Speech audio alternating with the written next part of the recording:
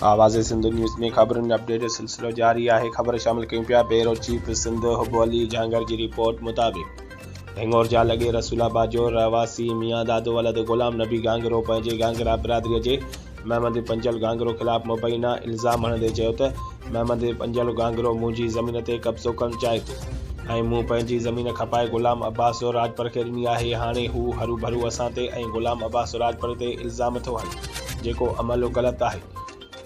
अॻ में बि असांजो फ़ैसिलो थियो हुयो मगर पोइ बि ही होॾ ते क़ाइमु आहे। आउं आला अख़्तरनि खे अपील थो कयां त मूंसां इंसाफ़ कयो वञे ऐं मुंहिंजी ज़मीन मूंखे आजी कराए ॾिनी वञे। वधीक ॻाल्हाईंदे मियां दादो वलद गुलाम नबी गांगरो चयो त महमद पंजल गांगरो असां ते मुख़्तलिफ़ माण्हुनि जे चवण ते असां मथां मीडिया ट्रायल थो करे।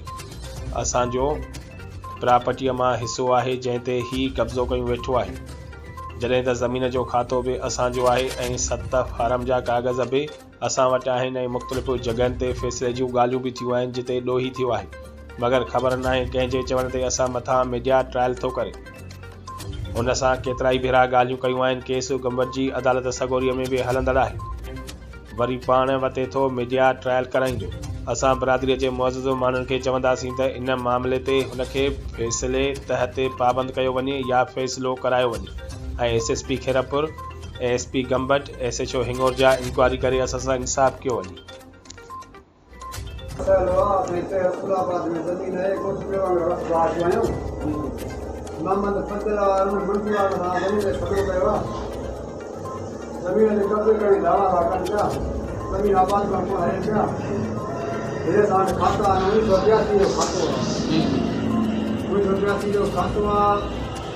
चालीह 50 साल जो कब्ज़ो आहे असांजो। घर में ग़रीबों खे मार कुट मारण ॾींहं में घर जो 3 ॻाल्हि वरी मां जेको आहे वेठा त मर्ज़ी करे थी। हाणे मुंहिंजायूं त घर में उते मारण कुट झेड़ो विढ़नि था मारनि था। हे असांजो रिकॉर्ड आहे, खातो आहे। हे असांजो जेको आहे 70 आहे जेको असांजो 70 ते खातो आहे। 70 असांजो खातो आहे। उन खां पोइ हे जेको आहे फ़ैसिला कया अथई लिखी न जेको आहे हर को पंहिंजी बनी आहे।